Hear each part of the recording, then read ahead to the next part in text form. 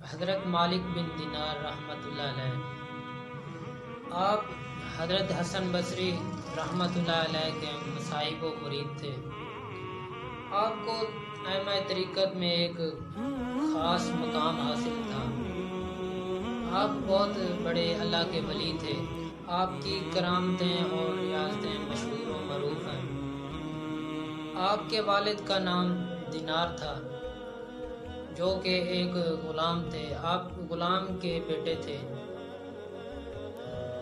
آپ رحمۃ اللہ علیہ کی توبہ کا واقعہ کچھ اس طرح بیان کیا جاتا ہے کہ آپ ایک رقص کی محفل میں گئے۔ وہاں پر آپ نے رقص سنا، گانے باجے سنے، تو وہاں پر رات کے وقت جب سب سو گئے تو آپ اس تنبورے کے پاس بیٹھ گئے جسے وہ گانے کے لیے بجایا جاتا ہے، اس کے پاس بیٹھ گئے تو اس تنبورے سے ایک آواز آئی، یا مالک ما بکا ان تتوبہ، اے مالک کیا بات ہے، توبہ میں اتنی دیر کیوں ہے؟ آپ نے اپنے تمام دوست و احباب کو چھوڑ کر حضرت حسن بصری رحمۃ اللہ علیہ کی خدمت میں حاضر ہو گئے اور سچی توبہ حضرت حسن بصری رحمۃ اللہ علیہ کی بارگاہ میں کی۔ تو اس کے بعد آپ کی شان شوکت بہت زیادہ بڑھ گئی۔ شان اس قدر بلند ہوئی کہ ایک مرتبہ جب آپ کشتی میں سفر کر رہے تھے، ایک تاجر کا موتی کشتی میں گم ہو گیا، باوجود یہ کہ آپ کو اس موتی کا علم تک بھی نہ تھا، لیکن تاجر نے آپ پر تہمت لگا دی کہ موتی تم نے چرایا ہے، موتی اس نے چرایا ہے۔ تو وہ موتی گم ہو گیا، حالانکہ آپ کو پتہ بھی نہیں تھا، اور اس شخص نے آپ پر تہمت لگا دی۔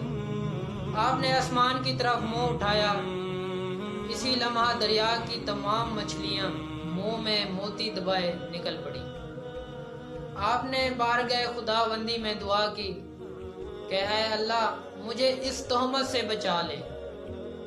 تو اللہ عز و جل کی رحمت سے، اللہ عز و جل کی شان سے اس دریا کی تمام مچھلیاں جو تھیں، وہ تمام مچھلیاں پانی کی سطح پر بلند ہوئیں اور انہوں نے اپنے منہ میں ایک ایک موتی کو پا لیا، ایک ایک موتی جمع کر لیا۔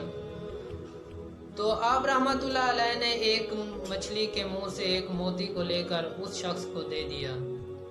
تو آپ رحمت اللہ علیہ اس کشتی سے اتر گئے، آپ دریا میں ہی اتر گئے۔ آپ رحمت اللہ علیہ دریا میں اتر کر پانی کی سطح پر چلنے لگے۔